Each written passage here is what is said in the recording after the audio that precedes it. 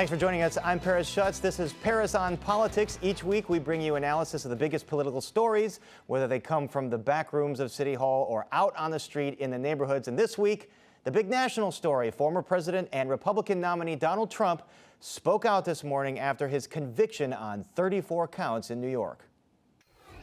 It was a rigged trial. We wanted a venue change where we could have a fair trial. We didn't get it. We wanted a judge change. We wanted a judge that wasn't conflicted. And obviously he didn't do that. And we're happy to be joined by a guest with experience at many levels of government, the former mayor of Chicago, Lori Lightfoot, of course, also a former federal prosecutor. Great to see you. Thanks for being here. It's my pleasure. Congratulations on the new show. Well, thank you very much. What have you been up to before we get into the Trump stuff? Well, I just finished a fellowship at University of Chicago Institute of Politics, which was great fun, interacting with young people there and helping give them a little bit of insight, I hope, on how government actually works. I've joined a consulting firm and doing work with them and spent a little time down in Dolton. Down in Dolton, we're going to get to that in a little bit. And also you spent some time at Harvard, too, yes, teaching a course on governing through a crisis. So 34 counts, 34 convictions. Are you surprised at a clean sweep in this case? Well, I am a little bit surprised. I had thought the likelihood was for a hung jury. Not that the evidence wasn't there, not that the government hadn't done, I thought, an exceptional job of really getting into the details. And the truth is, most of the damning evidence came from people who still said that they were very loyal to Trump. David Pecker, of course, and then two of the Trump employees who you could tell were extremely reluctant to be on the stand, but the facts are the facts. When you hear evidence that that's his signature, those checks are taken to the White House, that he had in his Rolodex information, personal information about Stormy Daniels and McDougal, and then how carefully he watched every penny that was spent, not only by the company, but his personal funds. That rolled up, but way before Michael Cohen took the stand to say, there's not just smoke here, there's fire. Well, there's a lot of corroborating evidence there. Pecker, you mentioned the publisher of the National Enquirer. A lot of legal commentators made the case that perhaps this whole case was on flimsy legal ground because of the Cohen testimony, because he was an unreliable witness, he had lied before. Do you believe there are avenues for appeal here for the defense? Well, certainly they're going to take a look at everything from the pre-trial motions. They're going to look at the jury instructions. They're going to look at some of the testimony of Stormy Daniels. Of course, the Trump and his team have been complaining from day one about the bias of the judge. I don't really think any of that is going to hold any weight on appeal. I think the conviction will stand. He was judged by a jury of his peers, had every opportunity to select that jury, scrutinize them. There are some, I think, mistakes that were made in the defense of that case. A lot of commentators have said, and I agree, you could tell that former President Trump himself was dictating how cross-examinations went, what the tone and the content was. That's always a mistake if you're the client. Even if you're a sophisticated client, you got to let the lawyers do their job. And I think they made some fundamental mistakes, but following clearly the direction of their client. Seems like Trump can't let lawyers do their job. He has to dictate everything, as you said. And appellate courts are usually not want to overturn a verdict by a jury of the defendant's peers. Putting your political hat on, there's no doubt that his fervent supporters are still strongly in his camp. What about independents? How will this impact them? I think this will affect those voters on the margins. Really, since last year, there have been poll after poll where people have said, look, if he gets convicted, that's going to impact my vote. So I think it will impact those folks, and hopefully they'll recognize that our democracy truly is at stake.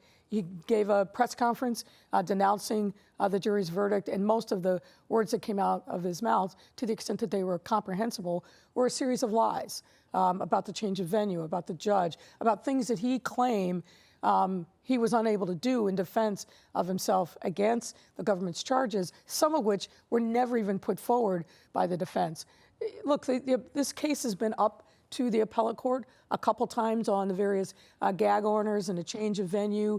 So a panel of the New York State Appellate Court is already familiar with some of the particulars. The judge, everything that I've seen is he's got a very favorable, strong reputation. So there's going to have to be some egregious error which, viewing it from a distance doesn't look like happened whatsoever. All right, well, let's listen to the DA in New York, Alvin Bragg, after the conviction yesterday.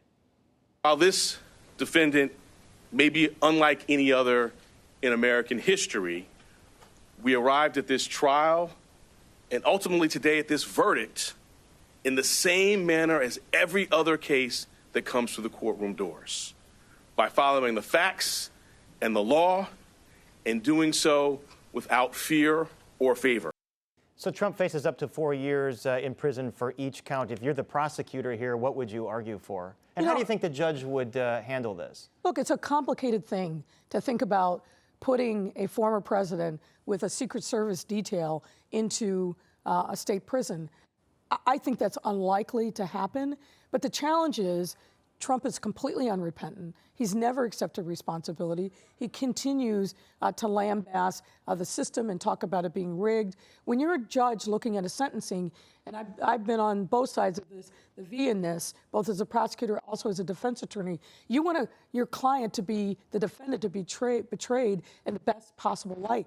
That's not going to happen, and particularly when it comes to acceptance of responsibility. So the judge is going to be thinking, what's the likelihood that he is going to violate the law again? Well, you need to look no further than the 3 other pending, 2 federal, 1 state lawsuits that were pending arising from his time and the end of his time as president. It's going to be a very tough call, but ultimately, I don't see Trump doing any jail time. But there's got to be a penalty that matches his the crime, obviously, but is also unrepentance, having been convicted by a jury of his Right, and we've seen here in Illinois judges, especially federal judges, I don't know so much about state judges, but they want to see some sort of remorse, that you recognize that you did wrong. Even Governor Blagojevich his attorneys had to force him to offer some little bit of repentance, although it wasn't very much. Back to the political part of this, if you're Joe Biden and Democrats, how do you handle this? I think handle it 2 ways. Number one, President Biden should never talk about this case and a conviction again. Those words should never come out of his mouth, never come out of the vice president's mouth. You let that be the work of your surrogates. And look, I think a complicated thing here is, as Democrats, we have for a number of years been talking about second chances, about reentry. So you've got to really moderate your language on calling Trump, I think, a convicted felon in light of the work that's been done at all levels of government to give people who have served their time a pathway home. But there's so much to say about Trump. I agree with the commentators who say the Biden team should make this a referendum on not only what he's done, what the future would look like, because our democracy truly is at stake. He's not making any secret of the fact of what he's going to do, the giveaways he's going to give to very moneyed, rich, powerful interests in our country.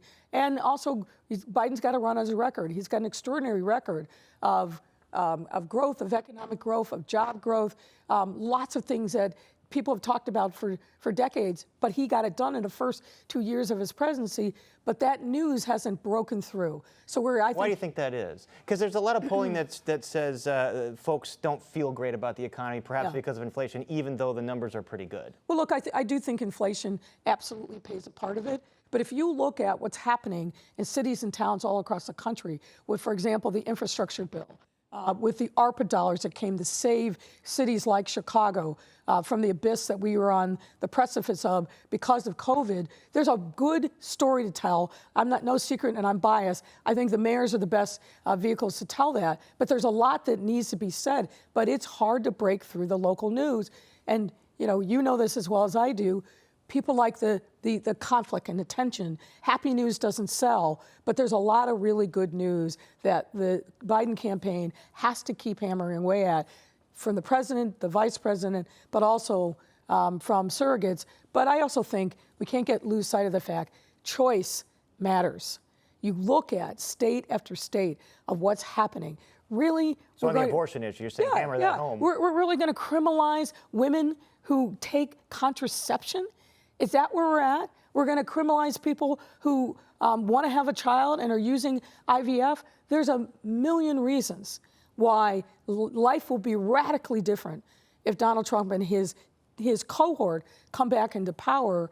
Obviously, I'm a Democrat and I'm biased on this, but I fear for our democracy if he is able to take hold, because I think a lot of what you're going to see is grievance after grievance after grievance. And this message, or getting the message out, that's part of the DNC, which is going to be here in Chicago. You were instrumental in helping bring that here. There was a OIG report that said the police have come a long way in handling these events, but they're still not prepared for the crowd control and the protests. Do you think the city's going to be able to pull this off without conflict? Yeah, I'm mindful of the fact that the city and particularly the police department pushed back pretty hard on that OIG assessment. Look, managing large crowds is challenging. There's no ifs, ands, or buts about it. But I think a lot of lessons were learned from the summer of 2020. People are comparing this convention to '68. I think that's a wrong comparison. You want to look at 2020? It's the summer of 2020, because what we saw is massive outcry. We saw people who wanted to engage in violent conflict with the police.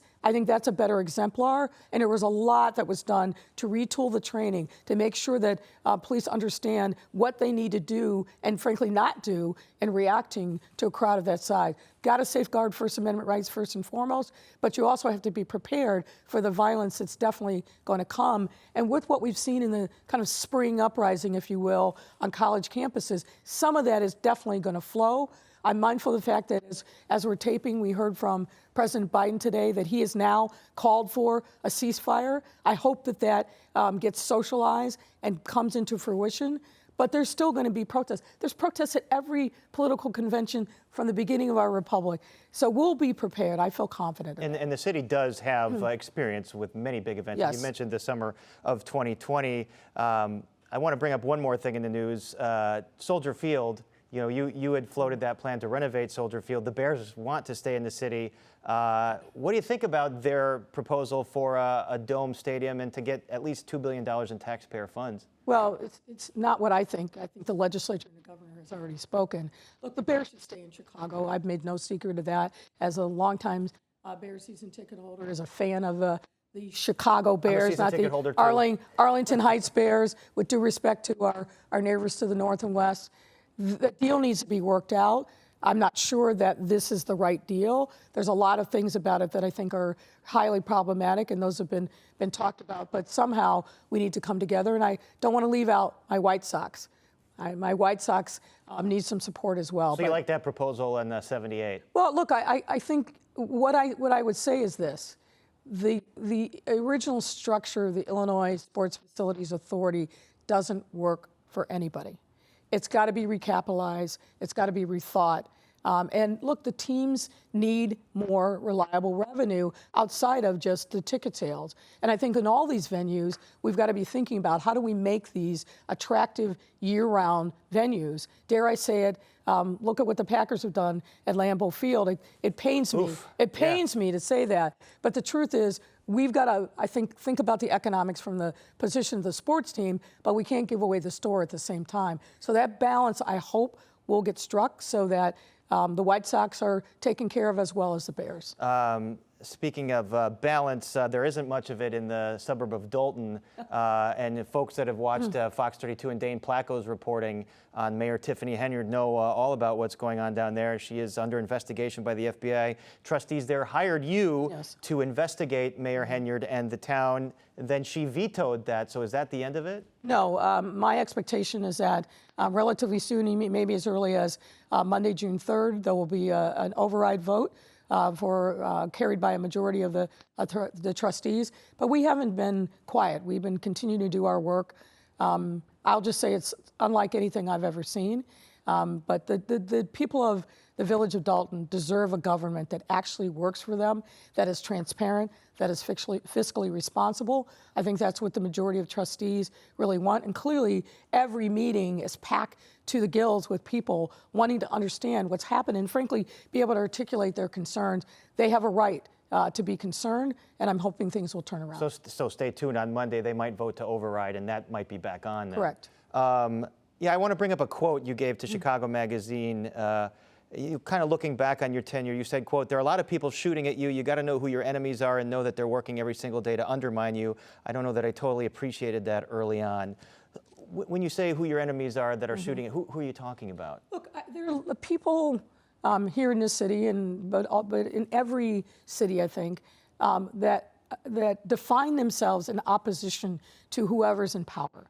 So just by virtue of the fact that I became mayor, there was a whole host of people on the left and on the right who were unhappy because they didn't want somebody like me to be in power.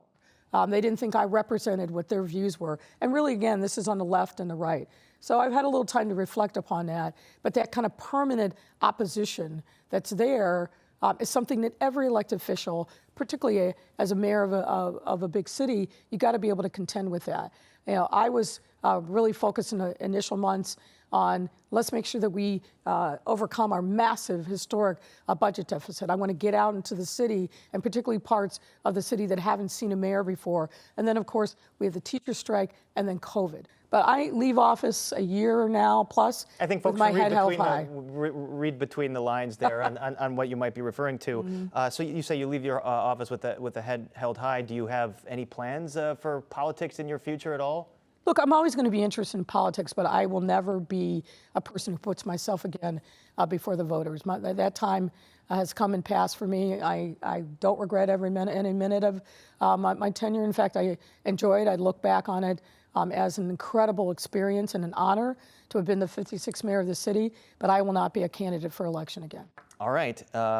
People have said those words before and changed their mind, but we'll hold you to that. Mayor Lightfoot, we do hope you come back and join us as an analyst, and we can have further conversations. Okay. All right. Thank you, man. Thanks a lot. Congratulations. Thank you very much. Appreciate it. Governor Pritzker is poised to sign the state's $53 billion budget that keeps income taxes the same, but includes $200 million from a marginal tax hike on sports betting, $526 million from a cap on business write-offs, and meanwhile, $187 million in new spending is going to go toward migrants, excluding health care, and $350 million increase to public schools statewide. And to break it down, I'm pleased to be joined by the president of the Illinois Senate, Oak Park Democrat Don Harmon. Senate President Harmon, thanks for joining us. Thanks for having me. I want to start with CPS because you got this letter from Mayor Johnson promising that he would not close or cut funding to selective enrollment CPS schools. In exchange, he asked you to sit on state legislation that would protect those schools. Why did you make that deal? Well, the mayor has been emphatically clear to me, and now he's been just as clear to the public, that he supports selective enrollment schools, that he will keep them open, he will make sure they are resourced, and he won't change their character as selective enrollment schools. Frankly, I think that very public pledge is worth more than any statute that might be litigated down the road. You didn't include, or he didn't include charters or magnet schools in that letter, and that legislation would have protected charters and magnet schools. Why not have him promise to not cut charters or magnets? You need to read the bill. It did not include charter or magnet schools. It spelled out commitments related to selective enrollment schools. And that's a common impression that I think folks had, that the bill was bigger and better than it actually was. I want to play a bite from Mayor Johnson from Friday, where he was making a comment about selective enrollments. Let's take a look. Selective enrollment schools in the first place was designed to confront segregation. Instead, you have an even greater stratified school district. Who wants to be responsible for creating a stratified school district where those few individuals get to have and everybody else gets to lose? Who wants that kind of school district? I certainly don't. All right, so in those comments, the mayor sounds skeptical about his belief in selective enrollments. Does that give you any pause? No, I hear the mayor saying something different. I think that he and I and many others think that the selective enrollment schools should be a path for any high-performing student in the city of Chicago. All right, the Chicago Tribune editorial board, they were not happy with your decision here. They said, quote, they can't fathom why the Oak Park Democrat is going to bat for this highly unpopular mayor who has given Chicagoans no reason more than a year after taking office to have confidence in his assurances or even his capacity for good sense. Your response to that? Well, I don't always agree with the Tribune editorial board. I've known Brandon Johnson for more than 20 years. I have every reason to trust him, and I think this very public promise to support selective enrollment schools and to make them even better is a far better path for Chicago's future.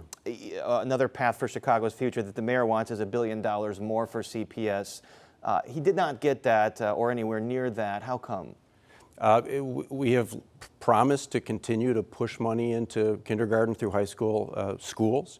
We have an evidence-based funding model that's been adopted, and in the last several years, we've put more than $2 billion of additional money into those school funding decisions. We put another $350 million in this year. That's been our promise and our plan. Just wasn't room in the budget to do anything more for Chicago in particular, or for all the schools across the state that are struggling. We're going to keep chipping away at that year after year after year until we get to the adequate level of funding. So that $1 billion, maybe not in 1 year, but over many years, there might be more money for CPS coming up. The overall budget, $53 billion. We mentioned some of those revenue generators. You called it a doozy. What was so tough about this budget? Well, it's a tough budget. We came out of the pandemic in much better financial shape than we ever would have predicted. The people who did well during the pandemic economy did very, very well. And as a result, we had more income tax revenue than we expected. And we were able to put that in the right places. And 9 credit rating upgrades proves that we've made good decisions. Tighter this year, no doubt about it. It required us to walk the walk and not just talk the talk. We were able to put more money into the pensions. We were able to put another $200 million in the rainy day fund. We lived up to our funding commitment on public schools. We put more money into higher education. We put more money into health care. We put more money into affordable housing and homelessness prevention. You just can't do everything with finite resources. Speaking of walking the walk or talking the talk, some of the sports betting companies were saying they might have to close up shop and leave Illinois because of this new marginal tax hike on them. Do you take those threats seriously at all? I understand what they're saying, but I'm not losing any sleep. The 2 companies who put up the biggest fuss are each making about $400 million in gross revenue. I don't think the prospect of paying a little more in tax and making a little less money is going to send anybody packing. So it sounds like their profits are going to be okay. The Bears don't want to end up packing and moving to Arlington Heights. They were hoping to get some kind of deal in tax money from Springfield to build their proposal on the lakefront. Nothing happened. Why do you think that was? Well, I said from the onset, there's really no appetite to put public taxpayer dollars into sports stadiums benefiting billion-dollar franchises. And to date, no one has made a compelling argument that this is good for the city or good for the state, and not just good for the Bears or the White Sox. What would a compelling argument do you think look like from the Bears? I'm not advising them or giving legislative advice on this. I'll let them make their own case. Well, there had been some talk about perhaps relocating the stadium to the Michael Reese Hospital site. Is that something that might win more approval from lawmakers? I've seen no particulars on that. We're always happy to listen to good ideas. That's what the General Assembly does. But I want to be clear, we're not in the business of advising professional sports franchises. So they have to go back to the drawing board and perhaps present something else to you in the fall veto session? Always happy to listen, but again, someone has to make a compelling argument that this is good for Illinois taxpayers. All right, looks like they're stuck right now, just like their offense has been for many years. Senate President Don Harmon, thank you so much for joining us. Thank you. That's all the time we have for this edition of Paris on Politics. I hope you have a wonderful weekend. So long, everybody.